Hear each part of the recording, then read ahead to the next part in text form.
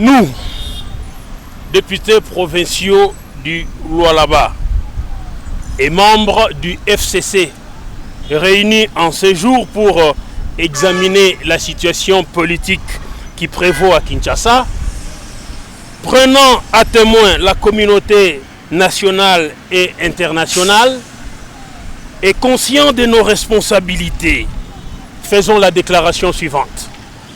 1. Le peuple lualabais met en garde les acteurs politiques congolais contre le risque que court le pays face à l'arbitraire et aux velléités dictatoriales qui sont étalées au grand jour. 2. Le peuple lualabais refuse de revivre le chaos qu'a connu la RDC à la suite du manque du réalisme politique. Tenez, par 2 fois, le président Kasavubu, sans majorité au Parlement, se permit de limoger le premier ministre Lumumba en 1960, puis Moïse Tshombe en 1965. 3.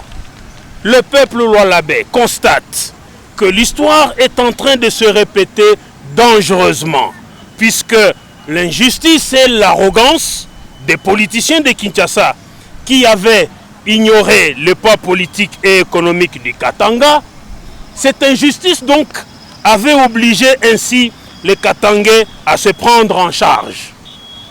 4. Nous n'acceptons en aucune fois et à n'importe quelle condition toute manœuvre tendant à méconnaître le pouvoir et tendant à méconnaître la majorité que le peuple a conférée au FCC pour proposer de le céder gratuitement à des adversaires politiques qui ont perdu les élections à travers les urnes. Ça, nous refusons, puisqu'il s'agit là d'une indélicatesse et d'une ruse inacceptable qui ne dit pas son nom.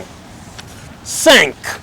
Les Lualabais restent soudés derrière les FCC et son autorité morale, Joseph Kabila Kabange, qui s'est sacrifié pour remettre la RDC et la démocratie sur les rails et dont les efforts portent aujourd'hui des fruits, notamment en permettant la naissance d'une province prospère et éprise de paix qu'est le Lualaba. 6. Nous appelons les uns et les autres au réalisme politique et à l'humilité pour reconnaître à chacun ses qualités et son poids politique. Et surtout, éviter toute frustration dont les conséquences sont très imprévisibles et très incalculables. Plus personne ne va marcher sur les pieds des Lualabais sans être inquiété. C'est enfin, nous condamnons l'arbitraire et nous y résisterons quoi qu'il en coûte.